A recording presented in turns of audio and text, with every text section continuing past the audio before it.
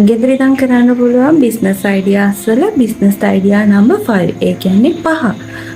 අද මම ඔයාලට කියන්නේ ටිකක් වෙනස් විදිහට හිතුවොත් පටන් ගන්න පුළුවන් සුපිරි බිස්නස් එකක් ගැන. ඉතින් වැඩි කතා නැතුව යන් අපි වීඩියෝ එකට. ඉතින් ඔයා අලුතෙන් එකතු වෙන යාළුවෙක් නම් ආරාධනා කරනවා අලුතෙන්ම අපි වීඩියෝ සීරීස් එකක් පටන් ගත්තා.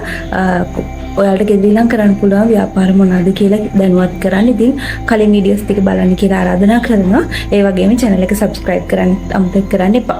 ඉතින් බිස්නස් එක තමයි ඔයාලට පුළුවන් ටිකක් වෙනස් විදිහට හිතලා ටවල් බිස්නස් එකක් පටන් ගන්න. එකපාරටම කල්පනා කරද්දී ටවල් බිස්නස් එකක් පුළුවන්ද කියලා.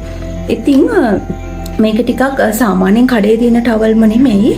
ඔයාට පුළුවන් ටිකක් වෙනස් විදිහට හිතුවොත් මේ බිස්නස් එකත් ගෙදරින් නම් කරන්න පුළුවන් සාර්ථක ව්‍යාපාරයක් විදිහට දියුණු කරගෙන යන්න. මම එහෙම කියන්නේ ඇයි දන්නවද? ඔයාලට පුළුවන් දැන් අපි සාමාන්‍යයෙන් ටවල් ගත්තොත් පාවිච්චි කරන්න පුළුවන් ඔන්න ගෑල් ළමයින්ට පාවිච්චි කරන්න පුළුවන් ටවල් අපිට වෙනම හදන්න පුළුවන්. පිරිමි කටියට පාවිච්චි කරන ටවල් ටිකක් වෙනම හදන්න පුළුවන්. ඒ වගේම බබාලට පාවිච්චි කරන්න කියලා අපිට වෙනම ටවල් වර්ගයක් ඉන්ට්‍රොඩියුස් කරන්න පුළුවන්. ඒ කියන්නේ ඔයාලා දැකලා ඇති ටිකක් සර්ච් කරලා බලන්න Facebook එකේ එහෙම ටවල් බිස්නස් කරන අයත් ඉන්නවා. ඉතින් ඔයාලට පුළුවන් ඒ වගේ දෙයක් පටන් ගන්න.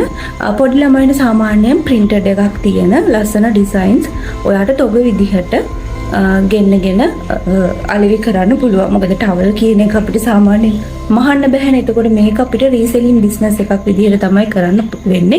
ඒ කියන්නේ තොග තැනකින් ඔයාලට මිලදී අරගෙන ඔයාගේ ව්‍යාපාරයක් විදිහට පටන් ගන්න පුළුවන්. ඉතින් ඔයාට සාමාන්‍යයෙන් ඔයාලගේ ගමේ හරි ඔයා ඉන්න පැත්තේ හරි කඩවල් වලට වඩා අඩුවෙන් ඔයාට මේ බිස්නස් එක කරන්න පුළුවන්. හේතුව සාමාන්‍යයෙන් කඩේක බාණ්ඩ එක මිල තීරණය කරද්දී යාලා කුලී ගෙවන ඒවා, කරන්ට් බිල්, වතුර බිල්, සේවක බිල් මේ හැමදේම එකතු කරලා තමයි බාණ්ඩයක මිල තීරණය කරන්නේ. නමුත් ඔයා ගෙදර ඉඳන් කරනවා නම් ඔයාට වියදම් කිසිම දෙයක් අමතරව යන්නේ නැහැ. ඔයා සාමාන්‍යයෙන් ගෙදරට යන වියදම් ටික විතරයිනේ. එතකොට ඔයාට ලාභෙ තියද්දී ඔයා සැලකිලිමත් වෙන්න ඕනේ. ඔයාට ඒක ප්‍රවාහණය කරගන්න. එහෙම නැත්නම් ඔයා කොහෙන් හරි ඒවා ගේන්න යන වියදම සලකන්න විතරයි ඕනේ. ඔයා මිල තීරණය කරද්දී ඔයාට වැටෙන මිලත් එක්ක. ඉතින් ඒක නිසා ඔයාට සාමාන්‍යයෙන් තියෙන මිලට වඩා අඩුවෙන් ඔයාගේ බිස්නස් එක කරන්න පුළුවන්. එතකොට ඔයාට ඔයාගේ මිලදී ගන්න කට්ටිය වැඩි කරගන්න අවස්ථාව තියෙනවා. ඉතින් දැන් මම හිටියේ ඔයාට පුළුවන් පොඩි ළමයින්ගේ ටවල්ස් වෙනම කරන්න. එතකොට ඒකේ ලස්සන මල් print එහෙම නැත්නම් සත්තු ටෙඩි බෙයාස්ලා ඒ වගේ print එකක් තියෙන ටවල්ස් ඔයාලට පුළුවන් වෙනම විකුණන්න පොඩි ළමයි වෙනුවෙන්.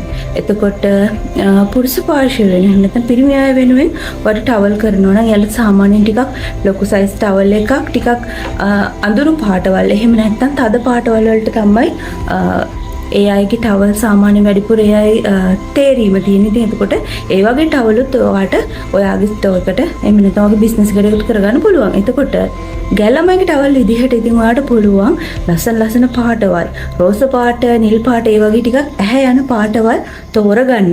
ඒ වගේම ඔයාට ඒකට තව දෙයක් එකතු කරන්න පුළුවන්. ඔයාට පුළුවන් කැමති නම් ඔයාගේ කස්ටමර්ගේ නම කස්ටමයිස් කරන්න. ඒ කියන්නේ ඔයා දැකලා ඇති මේ අතේ මහලා එම්බ්‍රොයිඩරින් කරනවා මල්. ඉතින් ඒ වගේ ඔයාට පුළුවන් ටවල් එකේ වුණත් ඔයාගේ නම ඒ කස්ටමර්ගේ නම ඔයාට මහලා අලුත් දෙයක් විදිහට අලුත් නිෂ්පාදනයක් විදිහට ඔයාගේ ස්ටෝර් එකට එකතු කරන්න. ඒ වගේම තව දෙයක් පුළුවන් සාමාන්‍යයෙන් අපි ගැහණු ළමයෙක් එහෙම නැත්නම් කාන්තාවක් ගත්තාම අපි සාමාන්‍යයෙන් ටවල් කීපයක් තියන් ඉන්නවා. සාමාන්‍යයෙන් කොණ්ඩේ පිහදන්න, ඔළුව පිහදන්න අපි එක ටවල් එකක් පාවිච්චි කරනවා. ඇඟ පිහදන්න අපි එක ටවල් එකක් පාවිච්චි කරනවා. බොහෝ වෙලාවට සමහර අය කලාතුරකින් හෝ සමහර අය මූණට විතරක් වෙනම ටවල් එකක් තියන් ඉන්නවා.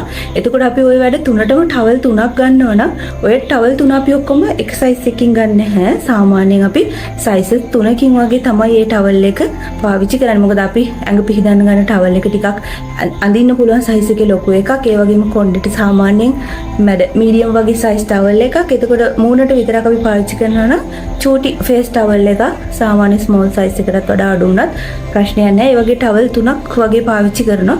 එතකොට ඔයාලට පුළුවන් තව බිස්නස් අදහසක් විදිහට ඒ ටවල් 3ම ලස්සනට කස්ටමයිස් කරලා යාගේ නම ගහලා මොන හරි print එකකින් හරි එම්බ්‍රොයිඩර් කරලා මැෂින් එකකින් හරි ඔයාලට පුළුවන් පැකේජ් එකක් විදිහට ඒ ව්‍යාපාරය ටිකක් වැඩි දියුණු කරන්න.